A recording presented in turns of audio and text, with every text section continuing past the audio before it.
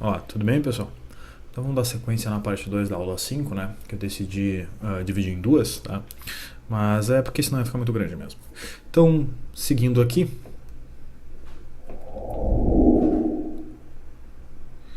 a gente tinha parado exatamente nesse ponto, tá? No momento em que a gente mostrava, em outras palavras, tá?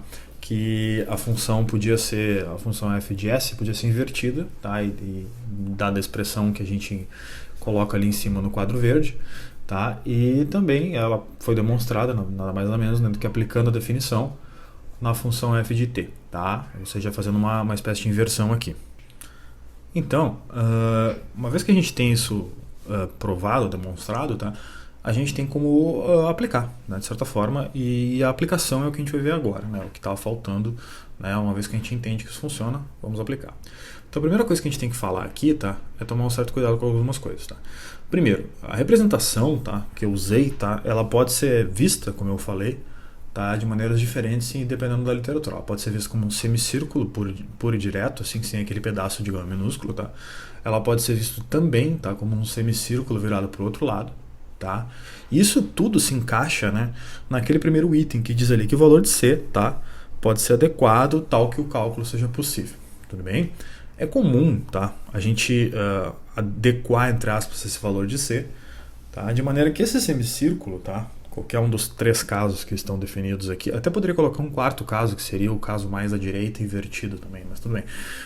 Mas esses três casos, tá, eles mostram que C pode ser adequado, tá, a esses cálculos, tá? Justamente porque o que interessa, tá, é que esse valor de C e esse semicírculo sejam definidos de maneira que as suas singularidades ou polos, tá, estejam, tá, dentro da nossa região, tá, dentro da região C, que é composta por gama mais L. Tudo bem? Tá bom. E que a gente provou também, né, essa integral ao longo da linha vertical. Então vamos pegar uma delas, tá? Vamos seguir as contas aqui. E vamos simplesmente fazer o seguinte, tá? A gente sabe, tá? Acabamos de demonstrar, tá? Nesse pedaço de aula anterior, que a integral, tá? Ou a inversão, nada mais é do que fazer essa conta, tá? A integral em C, tá? Nada mais é do que a integral em linha que vai de C menos infinito até C mais infinito, tá? Daquele pedaço, ou seja, o pedaço E na ST, que seria o núcleo da inversa, vezes a função que nós queremos inverter, tudo isso em S, tá? Como é que eu calculo isso? Tá? Olhando para esse pedaço. Eu sei que falta ainda o 1 sobre 2π. Mas o que eu quero dizer aqui é que para calcular esse pedaço, tá? Esse pedaço sem a fração 1 sobre 2π, tá? Esse pedaço ele vai ser calculado usando o termo dos resíduos. Tá? Então o que a gente vai fazer? A gente vai, primeiro, sabendo que isso é igual a C, a gente vai usar o teorema dos resíduos, tá? Para dizer que, bom, isso vai ser, que diz o teorema dos resíduos, né? Isso é 2πi vezes a soma dos resíduos, tá? Quantos eles tiverem. Se tiver n resíduos, tá, para n polos e assim por diante, tá? Então aqui, tá, a gente está usando isso, está usando o teorema dos resíduos, tá? E essa soma, tá, que é a somatória em RI, tá, nada mais é do que a soma dos resíduos daquela função, ou seja, do meu integrando, tá, dentro de C, tá? Então, soma dos resíduos aplicados nos polos dentro de C. Tá? Então aí tem muita nomenclatura que a gente tem que cuidar, tá? Primeiro, o que é resíduo e o que é polo, então, são coisas diferentes. Resíduo é o cálculo para um polo específico, tá? E o polo, o que é o valor que faz aquela função ter uma divisão por zero, tá? Dentro daquela região, desde que esses valores estejam dentro dessa região, tudo bem? Então, onde são os polos e como é que eu represento eles, tá? Primeiro vamos colocar aqui alguns exemplos. Eu vou colocar três aqui dentro do desenho, ou seja, 3 pontos dentro do desenho, que eu vou chamar de P1, P2 e P3, tá? E que vão ser aquilo que eu vou dizer como polos, ou aquilo que eu vou chamar como polos, tá? O que são esses polos, na verdade, né? Então são os valores P1, P2 e P3, nesse caso eu coloquei 3, poderiam ser mais, né? Poderiam ser até inclusive infinitos, desde que tá, enumeráveis, como a gente viu lá no começo. E, bom, esses polos são os caras que vão fazer eu ter divisão por zero, e que se eles estiverem dentro da minha região C, que é essa que está representada na figura, eu vou poder calcular isso através dos seus resíduos. Um resíduo para cada polo, tá?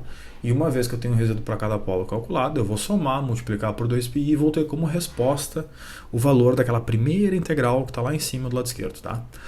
Essa integral lá de cima do lado esquerdo é uma integral que está, né, dentro da minha função inversa. Então a gente já está vendo que tem 1 sobre 2πi lá na minha fórmula de inversão e tem 2πi tá, multiplicando dentro que vem, obviamente, do teorema dos resíduos. Tá? Eles vão se cancelar e a gente vai ter nada mais ou menos como a soma dos resíduos no resultado dessa inversão.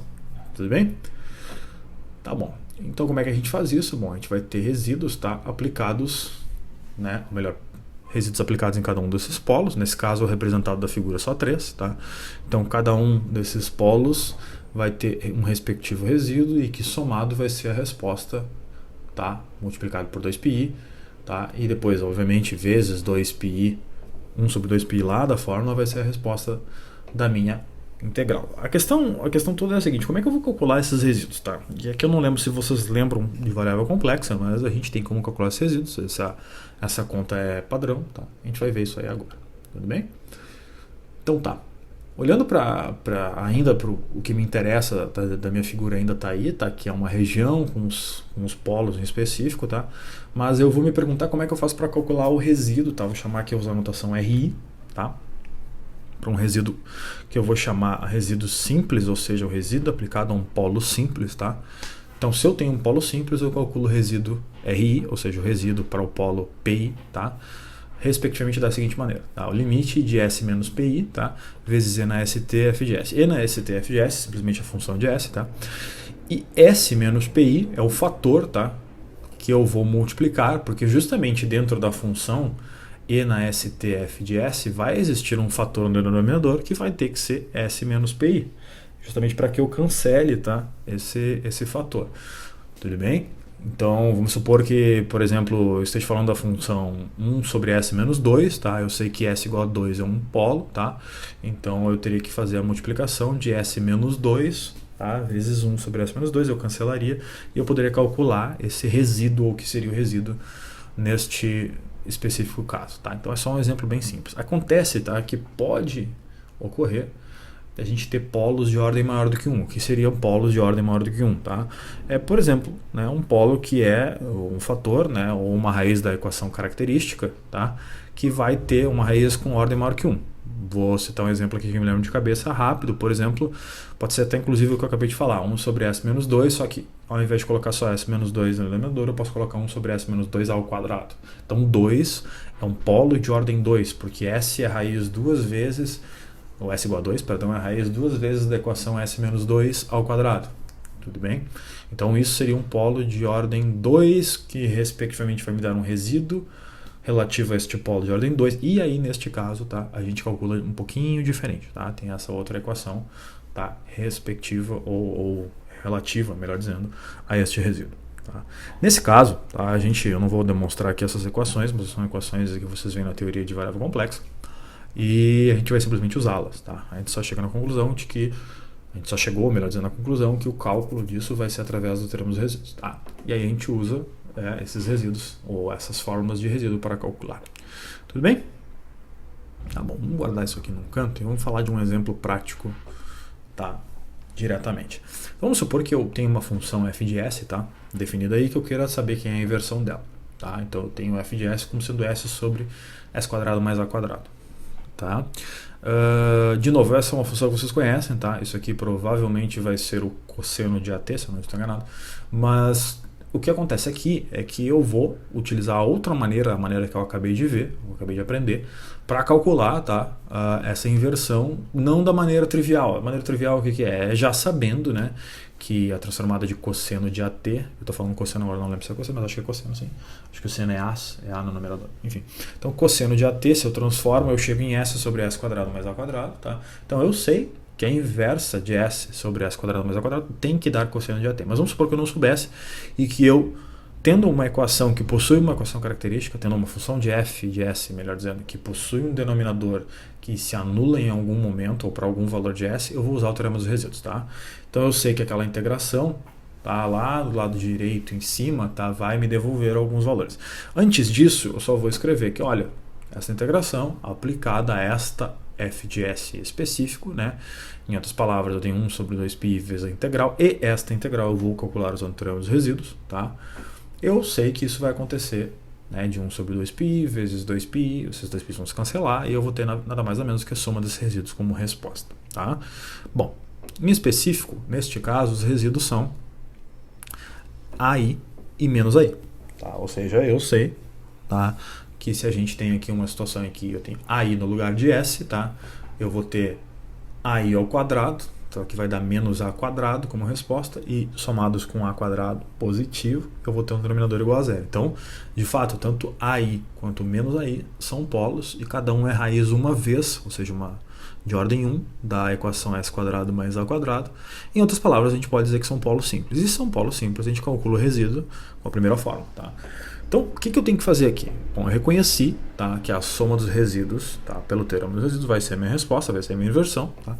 E eu já identifiquei quem são os polos, tá? Já descobri que eles são simples, então eu já tenho ferramentas, entre aspas, para calcular, né, estes resíduos, que serão dois resíduos, tá? E somar esses dois resíduos, tá, para ter a minha resposta, ou seja, a minha inversa de Laplace para este caso. Tá? Então vamos só dar uma olhadinha gráfica no que está acontecendo aqui. Então eu estou falando dos polos AI e menos AI, tá?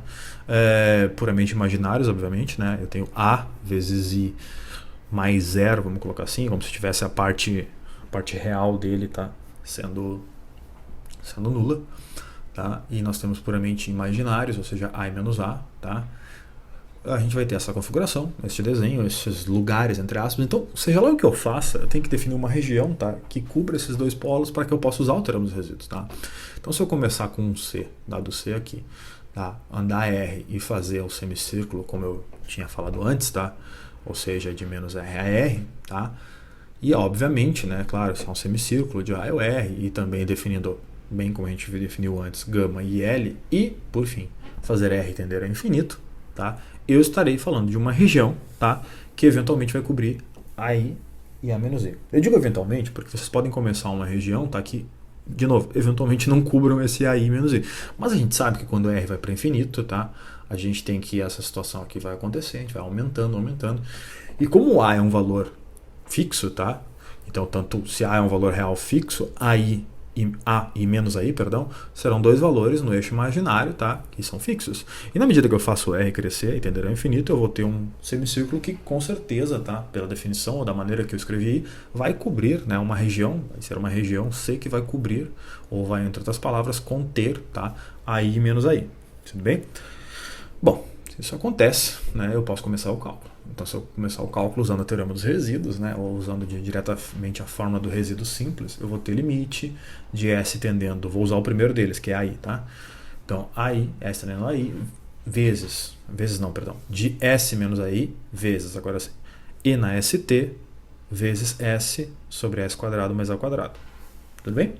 Só que, né, eu sei que S menos AI é fator daquele denominador da minha função. Então, em algum momento aquilo tem que cancelar. Se eu aplicar diretamente o valor AI a esse limite, isso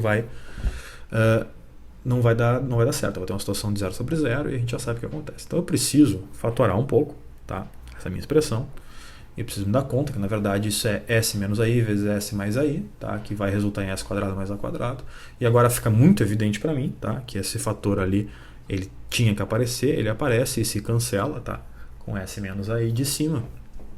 E a gente tem uma expressão aí mais compacta para esse limite. Agora sim, se eu olhar para esse limite, tá, eu tenho como aplicar diretamente o valor AI no lugar de S. Tá? E se a gente faz isso, a gente tem como resposta, né, E na AIT vezes AI mais AI sobre AI. Ou melhor, sobre AI mais AI. Ou seja, tá, a gente vai ter a seguinte expressão. 1/2, porque é 1/2, né, porque eu vou ter AI dividido por 2 AIs. Logo eu vou ter 1/2, tá, vezes E na AIT. Tá? Então essa única expressão tem que ser uma função de t, tá? Porque eu estou falando da inversa da função de s, e a única coisa que eu tenho que me dar conta é que eu não posso obter s como resposta ou alguma coisa que envolva s. Né?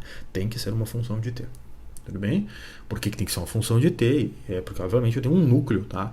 Que é na st, tá? E que quando eu aplico s fica só uma função de t. Tudo bem? Bom, uma vez que eu tenho isso, né, eu tenho já calculado o resíduo respectivo ao primeiro dos dois polos. Se eu aplicar a mesma situação para o segundo, afinal são só dois, tá? Eu vou obter, tá, o meio de E na menos AIT. Tudo bem? E quando eu faço isso, eu me dou conta que eu acabo de obter os dois resíduos respectivamente a cada um dos dois polos, tá? Ambos de ordem 1, ou ambos simples, como a gente chama, tá? E a soma desses dois resíduos é a minha inversa, como eu já tinha visto, tá? E nesse momento a gente só coloca isso em prática para dizer que essa soma é a minha inversa, e se a gente cuidar aqui, tá, a gente pode dizer que isso simplesmente é E na AIT mais E na menos AIT, tudo isso sobre 2, dando, né, como resposta aí simplesmente o meu cosseno de AT. Tudo bem? Então tá, quando a gente faz isso, tá, a gente tem como resposta cosseno de AT, passou, vamos para um próximo exemplo. Bom, o próximo exemplo, tá, é muito similar, tá, só que a única diferença aqui que eu tentarei abordar com vocês é o fato de que este próximo exemplo, tá, ele tem um denominador que todo ele está elevado ao quadrado e que as raízes deste denominador, né, a gente vai ter sempre o denominador como equação característica, né? Ou seja, a equação característica vai ser o denominador, se a equação característica é igual a zero, quer dizer que em algum momento o denominador dá zero, e consequentemente esses valores que fazem o denominador dar zero, tá? Ou seja, raízes da equação característica serão meus polos, tá? O que acontece aqui é que eu vou ter polos de ordem maior do que 1. Tá? É só isso que eu estou querendo chamar a atenção. Tá? O denominador é simples, tá? Ele é igual ao do exercício anterior, a diferença é que elevado ao quadrado, tá? Ele provavelmente, né, vai ter uma situação um pouco diferente. E aqui eu só queria chamar a atenção de uma coisa para vocês. Tá? Eu sei que parece uma função, tá, que me devolva uma trigonométrica, eu acho até que de fato vai ser o caso. Mas eu não posso aqui, tem que tomar um cuidado, tá? Porque até poderia, o que a gente pode fazer aqui é fazer de repente uma expansão em frações parciais, tá? Mas já que a gente já sabe, tá, quais são os polos e tal, vamos usar o teorema dos resíduos e vamos terminar isso aqui, tá? Então vamos lá, de novo, né? Supondo que é f, né? Eu vou aplicar isso e eu vou ter lá na minha equação aquela integral, e essa integral, por fim, vai ser simplesmente, de novo, a soma dos resíduos, tá? E eu reconheço cada um dos polos, que é, de novo, AI menos AI. A única diferença é que agora eles são de ordem 2, justamente pelo denominador estar elevado ao quadrado, tá? Então eles serão raízes ambos, né? Tanto AI quanto menos AI, duas vezes, tá, daquele denominador, e, portanto, polos de ordem 2, tá? E aí eu vou ter que usar outra fórmula, tá? Que é um pouquinho mais complicada para fazer essa conta, tá? Bom, dito isso, eu sei que a resposta é a soma desses dois resíduos e eu vou ter que calcular a soma desses dois resíduos, tá, para chegar na minha resposta final. Tudo bem? Vamos colocar aqui de novo, né, toda a minha figura, né, e aqui a figura se torna exatamente igual à anterior, né, no sentido de que quando eu expando R, tá, eu de novo vou ter aqueles dois valores dentro, né, da minha figura, tá, dentro das minhas contas. Tudo bem até aqui? Tudo tranquilo, né? Então a figura está certa, está tudo certo, eu só preciso de fato mesmo calcular estes dois polos, tá? Então o que acontece? Quando a gente vai começar a calcular esses dois polos, a gente faz o seguinte, né? A gente começa a fazer as contas e a gente se dá conta que a primeira delas, né, já é um pouquinho diferente, tá? Eu vou ter que usar aquela fórmula de polo para ordem n, nesse caso ordem 2, então n igual a 2. Eu me dou conta, né, que eu tenho que aplicar ou tomar alguns cuidados. O primeiro deles tem uma fração ali de 1 sobre n menos 1 fatorial, né? Que no caso de n igual a 2 vai dar 1, tá? Não precisa se preocupar muito. Eu vou ter uma derivada de ordem 1, porque as derivadas são de ordem n menos 1, logo n igual a 2, me replica uma derivada de ordem 1. Tá? E depois eu só troco n por 2, né, dentro da minha expressão. E obviamente coloco a função f no lugar dela. Tá? Então eu tenho aqui, né, para o cálculo do primeiro polo, né, de ordem 2 agora, mas é o primeiro polo e o primeiro polo é AI, tá? Eu tenho a seguinte expressão. Tá? E aí, de novo, eu tenho que fatorar aquilo, porque eu sei que S menos AI é fator, tá, daquele denominador. Então eu vou ter que deixar isso explícito para que eu possa cancelar, e quando eu faço isso, tá, isso seria, né, se fosse S quadrado menos A quadrado, seria S menos AI vezes S mais AI, tá? Mas como está ao quadrado, vai ao quadrado para os dois. Então ali eu já cancelo, tá, o S menos AI ao quadrado, me sobrando a seguinte expressão. Tudo bem? Eu só vou chamar a atenção aqui, porque quando a gente faz muitos exercícios de derivadas, ou melhor dizendo, perdão, de inversões neste caso, tá? A gente acaba fazendo muita conta e é natural, né? Parece brincadeira isso, natural a gente acabar esquecendo de derivar, tá? A gente tem que derivar esse pedaço, não pode aplicar o AI ali, a gente tem que derivar isso, e essa derivada não é simples, tá? É uma derivada aí de uma regra de quociente, bem complicadinha, tá? Tem que cuidar, e vai dar conta pra caramba, mas uma vez feita essa conta e aplicada, a gente vai chegar, tá, na seguinte expressão, que tem que obrigatoriamente ser uma função de t, tudo bem? Esta função de t, tá, é um pedaço da minha resposta. Na verdade, essa função de t, ela nada mais nada menos que é apenas o meu primeiro resíduo calculado, né? Resíduo para o polo de ordem 2, obviamente, mas para o primeiro deles, são 2, né? Então eu tenho R1 calculado, né? É t elevado a AIT vezes 1 sobre 4 AI. tá? E quando eu calcular o segundo, né, usando a mesma ideia, tá? Só trocando, ao invés de tender a i, tender a menos i, eu vou ter a seguinte expressão. Fechou? Tá bom, então eu posso afirmar, né, que a soma desses dois é a minha resposta. E aqui a gente pode fazer uma pequena manipulação algébrica, né, extraindo ou evidenciando o t sobre 2a, né, por que t sobre 2a, ou especificamente por que isso? Porque o que restar ali vai ser exatamente a expressão, tá, do seno de at. Então aqui nós temos como resposta, tá, t sobre 2a vezes seno de at como uma função de t, tá, pura e simplesmente t, e obviamente do parâmetro a, mas no sentido de que essa expressão, tá, é a inversa, tá, daquela primeira função de s lá em cima. Tá? E, bom, deu um pouquinho de conta, é verdade, mas na verdade essa expressão aqui tem gosto para tudo, né? Tem gente que prefere fazer processos parciais. Eu acho mais fácil fazer pelo teorema dos resíduos, tá? Mas aí fica a critério de cada um de vocês. Pessoal, o teorema dos resíduos é assim, a gente precisa muito bem, ou ter muito bem definido, tá, quem são os polos, tá? Mesmo que eles sejam infinitos, o problema não é os polos serem infinitos, tá? Desde que eles sejam enumeráveis e você ache uma função para o enésimo polo, vamos dizer assim, tá? Vamos supor que você tem uma equação, tá? Aqui não deu tempo de colocar, mas vamos supor que você tem uma equação, tá, que seja uma função trigonométrica no denominador. Vamos supor que seja, sei lá, 1 sobre tangente de S, tá? Você sabe, obviamente, onde a tangente é nula. Então, você sabe que existem infinitos pontos, mas você sabe escrever isso. Então, se você supor para que tangente de AS, por exemplo, vamos supor que seja AS, mas pode ser só tangente de S, existem infinitos números que fazem, ou valores de S que fazem essa função tangente ser nula, você vai conseguir fazer uma região tipo um semicírculo que nem a gente fez, e que vai, na medida que R tender a infinito, cobrir todos esses pontos, né? E a gente vai ter uma expressão, provavelmente um somatório, obviamente, né, desses resíduos respectivos, tá? E que vão nos dar uma resposta em T. Tudo bem? Então tá, a última pergunta que eu quero fazer aqui é, será que está tudo certo? Será que a gente não tem que, a gente simplesmente acha que tem um resíduo, coloca ele lá, será que está tudo validado? Né? Então vamos ver se está tudo validado, tá? A gente sabe que essa aqui deu T sobre 2A vezes seno de AT. Mas vamos chamar de novo aqui as contas, tá? Ou seja, a função e os seus respectivos pontos e regiões e assim por diante, tá? Então a gente está integrando nessa região, tá? Que a gente chama uma integração em R, tá? É uma região que a gente chamou de gama mais L, ou seja, a função, a região C, tá? E a gente sabe, obviamente, tá? É uma região que tem um semicírculo, que tem esse pedaço de A e o R, e que a integral mesmo que a gente está fazendo as contas é em função dessa linha vertical, né? E que para que tudo isso tenha sentido, a gente provou pelo lema de Jordan no pedaço da aula passada, né, que a integral naquele semicírculo é nula ou inexistente, em termos numéricos para nós, né? Então o que acontece? Né? A gente precisa, em outras palavras, tá, tentar entender que na medida que essa região aumenta, sempre vai, ou a gente tem que, em outras palavras, escolher os valores certos, tá? Não só geometricamente, aí que eu quero chegar, tá?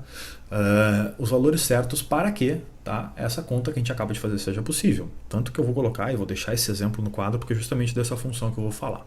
Se vocês lembram do lema de Jordan, tá? O lema de Jordan, o que ele faz? O que ele prova? Ele prova que para uma f que satisfaz, e a nossa f sempre vai poder satisfazer, por quê? Porque os valores que nós vamos escolher, principalmente para C, tá? Se vocês não se deram conta, em nenhum momento eu falei que é um valor de C. Eu só coloquei C ali, num lugar, por exemplo, C positivo, tá? Que fez essas minhas contas, ou fez esse meu semicírculo conter esses polos. Tá? Em nenhum momento eu disse se vale alguma coisa. É isso que eu estou querendo discutir com vocês aqui. Tá? Então, vamos supor que eu tenha, tá, um seguinte valor S, tá? Que vai ser representado por essa bolinha. Esse valor S, tá, vai estar exatamente lá.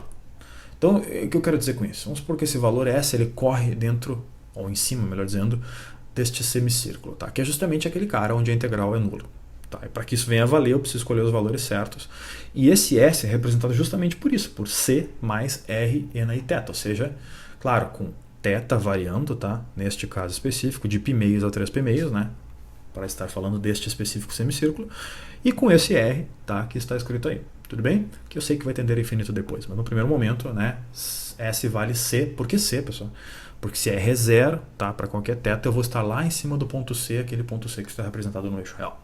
Tá? Então, eu só estou representando esse cara ali. Na medida que esse C vai andando dentro da curva, ou em cima dessa curva, tá, e R vai junto com ele, mas é R fixo, tá? Eu tenho a representação correta desse C ali, tá? Desse C não, desse S, perdão, que é um número, tá?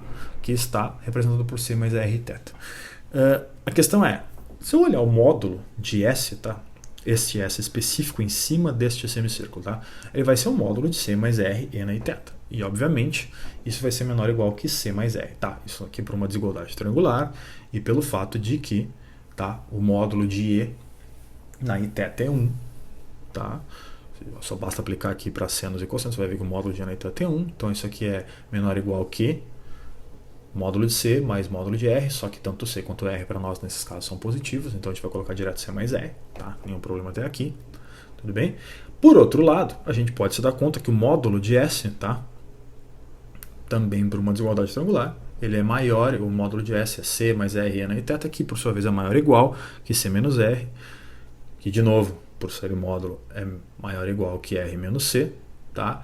E que nesse caso a gente pode escolher ou dizer que ele vai ser maior que A. Por quê? Porque R vai tender a infinito, tá? Esse valor vai ser muito maior do que A. Tudo bem? Então, para que eu estou fazendo isso? Tá?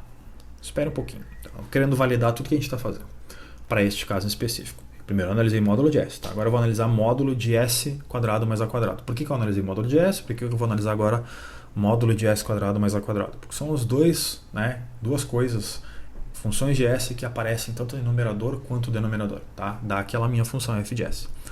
Tá? Então, o módulo de S quadrado mais A quadrado, de novo por uma desigualdade triangular, pode ser escrito da seguinte maneira, né? Ou seja, maior ou igual que módulo de S ao quadrado menos A ao quadrado, tá? E que, por sua vez, né, a gente acabou de ver, tá? Pode ser escrito como... Por quê? Porque A é menor do que R menos C, e a gente pode colocar ali R menos C ao quadrado menos A, tudo isso de novo, desigualdade triangular, tá? Tudo bem? E por fim, né, por R menos C ser maior do que A, isso, R menos C ao quadrado menos A ao quadrado é maior do que zero, tá? Pela última desigualdade que a gente obteve ali. E aí, eu posso afirmar, eu analisei S, ou melhor, o módulo de S, e analisei o módulo de S quadrado mais A quadrado.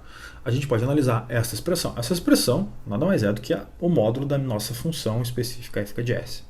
Tá? Essa f de S, tá? Em módulo é exatamente o que está aqui, por último, tá? E eu posso dizer que ela é menor ou igual que isso. Tá? Por que eu posso dizer que ela é menor ou igual que isso? Eu acabo de ver que lá na primeira expressão o módulo de S é menor que C mais R, tudo bem? E agora na última eu acabo de ver, tá, que módulo de S quadrado mais A quadrado é maior ou igual, tá, que R menos C quadrado menos A quadrado. Tá? Bom, então quadrado disso, quadrado do outro, tá? Então imagina uma função, tá, que você está tentando criar uma desigualdade cujo numerador, tá? Pensa no S sobre S quadrado mais A quadrado ao quadrado, tudo isso em módulo. O numerador é menor e o denominador é maior, então com certeza a expressão do lado esquerdo ali, S sobre S quadrado menos A quadrado, tudo isso ao quadrado, é menor do que C mais R dividido por R menos C ao quadrado menos A quadrado, tudo isso ao quadrado. Agora olha para essa última expressão, tá? Não é uma expressão que depende, obviamente, de C? Sim. Não é uma expressão que depende, obviamente, de A? Sim.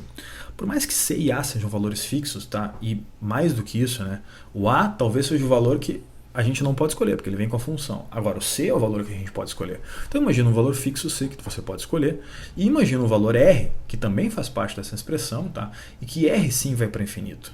Agora, isso é simplesmente, tá, aquilo que a gente chamou lá no teorema de Jordan, no lema de Jordan, melhor dizendo, como sendo aquele parâmetro M. Tá? Aquele parâmetro M que majorava em módulo a função f de S. Então, para que todo o lema de Jordan funcionasse e, consequentemente, tá, a nossa inversão funcionasse, aquele M tinha que tender para zero. Tudo bem? E para que isso aconteça, eu tenho que me perguntar se esse M, para este caso específico que eu estou estudando aqui, tende a zero ao R tender a infinito. E claramente sim, né? Nesse caso aqui, para uma expressão de C e A fixos, R tendendo a infinito, tá? Eu tenho ordem 1 e R no numerador, tá? Eu tenho ordem 2 no denominador, 4 na verdade, porque ainda vou levar ao quadrado. Tá? Então isso, obviamente, vai tender a zero. Então eu tenho uma função que em módulo, tá, em cima, ou especificamente em cima desta curva do semicírculo, tá, eu estou confirmando aquilo que eu já sabia, que a integral no semicírculo é nula e, portanto, vale o lema de Jordan, e se vale o lema de Jordan, vale toda a inversão que eu estou fazendo. E se alguém tiver alguma dúvida, ou se algum momento uma expressão que tu calcula por M, ou que a gente tentou calcular aqui, não der, a gente vai poder escolher esse C, tá? Que isso venha a acontecer. Tá, e como é que a gente escolhe esse C? Pode ser direto, tentando fazer essa expressão, ou a gente pode simplesmente olhar geometricamente, né? Escrever um valor de C que satisfaça aquilo que está acontecendo ali. Um C que faça os meus polos, melhor dizendo, ficar dentro do semicírculo e, portanto, eu vou poder inverter esta função. Tudo bem? Então, pessoal, tem muito mais coisa para falar, tá?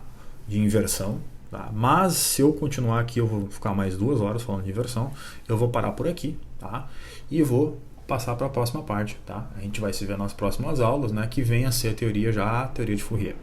Tudo bem? Espero ter dado um norte para vocês, espero ter ajudado um pouco, né? E isso aqui é uma teoria enorme, eu gosto muito de falar disso.